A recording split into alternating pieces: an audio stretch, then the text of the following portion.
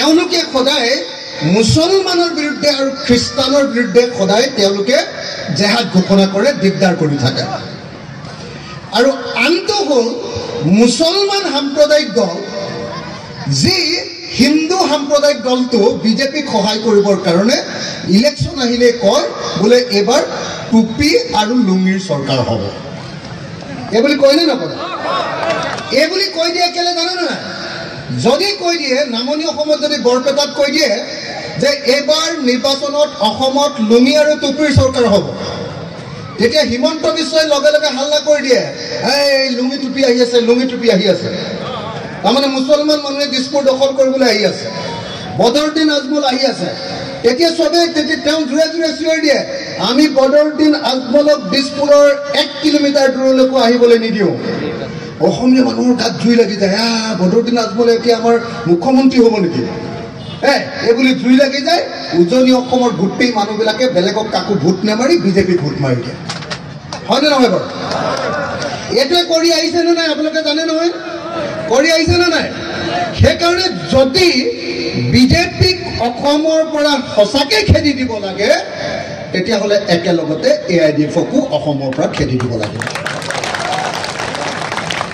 আপোনালোক ইছলাম ধৰ্মৰ মানুহ, মুছলমান মানুহ, আপোনালোকে কোনোবাই বেয়া পাব পাৰে, মোক বেয়া পালেও বেয়া পাব পাৰে, মই ইমান খাতিৰ বাতিৰ কৰি নাথাকোঁ। আপোনালোকে জানে মই কেনেকুৱা টাইপ মানুহ, আপোনালোকে জানে। মই মুখ্যমন্ত্ৰী হিমন্ত বিশ্ব শৰ্মাৰ আগতে কওঁ, মুখৰ আগতে কওঁ যে আপুনি হ'ল অসমৰ আটাইতকৈ 2 নম্বৰী মানুহ, এনেকৈ কওঁ। হয় নে নহয়? মই এইবিলাক খাতিৰ বাতি কৰি নাথাকোঁ।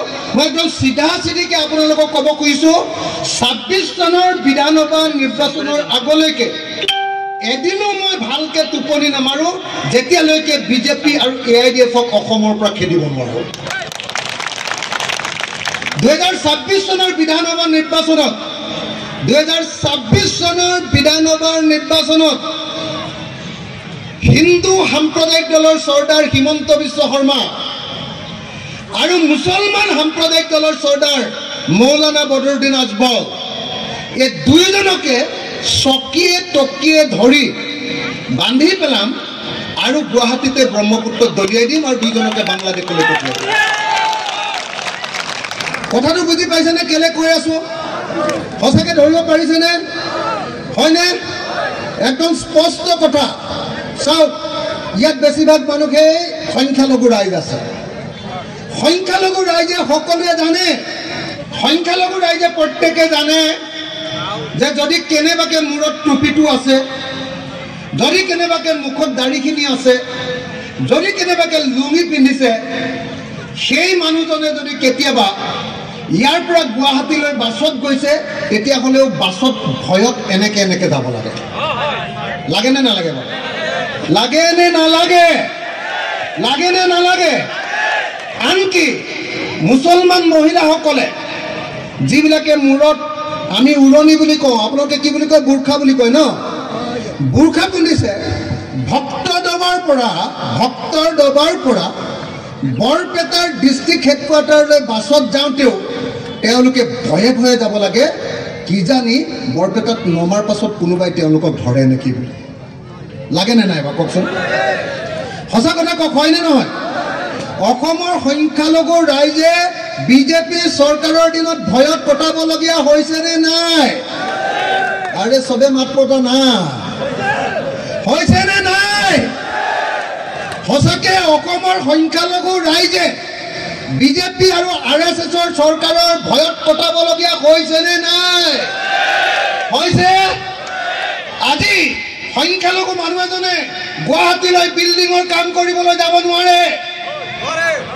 আজি বেংগলোৰলৈ গৈ কাম কৰিবলৈ যাবলৈ ভয় কৰে, ট্ৰেইনত যাবলৈ, কাৰণ মোদীৰ বাহিনীয়ে যদি ট্ৰেইনতে তেওঁলোকক মাৰপিট কৰে। হয়নে নহয়? চেন্নাইলৈ যাবলৈ ভয় কৰে, কেৰালালৈ যাবলৈ ভয় কৰে, অৰুণাচলত কামলৈ যাবলৈ ভয় কৰে, ডিব্ৰুগড় বা যোৰহাটত গৈ বিল্ডিং বা অন্য পথাৰৰ কাম কৰিবলৈ যাবলৈ ভয় কৰে। এইখন অসমতে তেওঁলোকে ভয় কটাব লাগে। হয়নে নহয়? নাই। আমি এই ভয় কৰা অৱস্থাটো নাইকিয়া কৰিব লাগিবনে নাই? লাগিবনে নাই? আৰে চবে মাত মাতিলেহে কথাটো হ'ব। লাগিবনে নাই?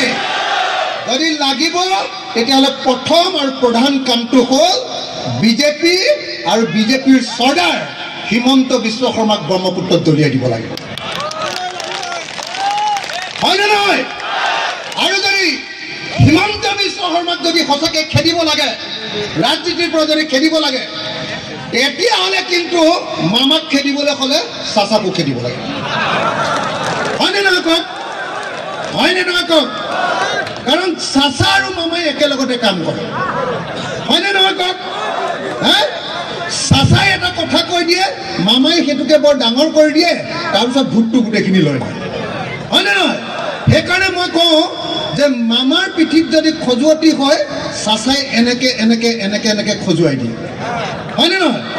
আৰু চাচাৰ পিঠিত যেতিয়া খজুৱতি হয়, মামায়েও এনেকে এনেকে মৰম কৰি দিয়ে, হয়নে নহয় কওক? হয়নে নহয়? মই আপোনালোকক জনাব খুজিছো, যি মুছলমান সমাজক মাৰিবৰ কাৰণে দিনে ৰাতিয়ে হিমন্ত বিশ্ব শৰ্মাই সপোন দেখি থাকে, বৰপেটা, গোৱালপাৰা আৰু ধুবুৰীলৈ আহিলে বাংলাদেশলৈ অহা বুলি কয়, সেই হিমন্ত বিশ্ব শৰ্মাক আপোনালোকৰ মুছলমান বিধায়কবিলাকে ভোট দিয়ে ৰাজ্যসভা আৰু ৰাষ্ট্ৰপতি নিৰ্বাচন। এইবোৰ গাদ্দাৰ হয়নে নহয়? হয়নে নহয় ৰাইজ? যি মুছলমান বিধায়কে বিজেপিক ভোট দিয়ে ৰাজ্যসভা নিৰ্বাচনত, যি মুছলমান বিধায়কে ৰাষ্ট্ৰপতি নিৰ্বাচনত বিজেপিক ভোট দিয়ে, সি নৰকলৈ যাব লাগে নে নালাগে? লাগে নে নালাগে? লাগে নে নালাগে? লাগে নে নালাগে? সেইকাৰণে মই স্পষ্টকৈ আপোনালোকক ক'বলৈ আহিছোঁ, মই কোনো বিধায়কৰ নাম নকওঁ, কিন্তু আপোনালোক সকলোৱে জানে যে কোনে কোনে AIDF আৰু কংগ্ৰেছৰ কোন কোন বিধায়কে হিমন্ত বিশ্ব শৰ্মাৰ লগত মনে মনে মিতিৰালি পাতে, সকলোৱে জানেনে নাই? চবেই জানে। গতিকে আপোনালোকে, মই আপোনালোকক সাৱধান কৰি দিবলৈ আহিলোঁ, এইবাৰ 2026 চনত এনেকুৱা মানুহক আপোনালোকে ভোট দিব যি বিজেপি চৰকাৰৰ বিৰুদ্ধে সঁচাকৈ যুঁজিবৰ কাৰণে বিধানসভালৈ যাব, হয়নে নহয়? হয়নে নহয়? হয়নে নহয়? আমাৰ বিধানসভাত 51জন বিধায়ক আছো, 51জন বিৰোধী পক্ষৰ 51, সেই 51ৰ ভিতৰত অনলি ওৱান এটা মানুহেহে অকল হিমন্ত বিশ্ব শৰ্মাক গালি পাৰে, হয়নে নহয় কওক? হয়নে নহয় কওক? হয়নে নহয় কওক? হয়নে নহয় কওক? হয়নে? অকল এজনে কিয় গালি পাৰিব লাগে? তোমালোকক যে জাতত ধৰি গালি পাৰিছে, যে সব মুছলিমক বাংলাদেশলৈ পঠিয়াই দিম বুলি যে কৈ আছে, তাৰ পাছতো তোমালোকৰ গাত লগা নাই কথাবিলাক? তাৰ পাছতো তোমালোকে কেইটামান টকাৰ বিনিময়ত, তোমালোকে কেইটামান ৰাস্তাৰ বিনিময়ত, তোমালোকে কেইটামান অংগনবাদী ঘৰৰ ঠিকাৰ বিনিময়ত তোমালোকে জাতিটো কেনেকুৱা বিশ্বাসঘাতকতা কিয় কৰিছা? এইবিলাক বিধায়ক গাদ্দাৰ হয়নে নহয়? হয়নে নহয়? হয়নে নহয়? স্পষ্টকৈ আপোনালোকক ক'বলৈ আহিছোঁ, 2026 চনত আপোনালোকে টুকুৰিয়াই টুকুৰিয়াই চাই চাই 2 নম্বৰীকেইটাক লাভ দিব লাগিব আৰু 1 নম্বৰীকেইটাকহে জিকাব লাগিব, নহ'লে প্ৰত্যেকবাৰে সংখ্যালঘু ৰাইজে এনেকৈ গোটেই জীৱন অসমত মাৰ খাই জীয়াই থাকিব লাগিব, হয়নে নহয়? হয়নে নহয়? হয়নে নহয়? হয়নে নহয়?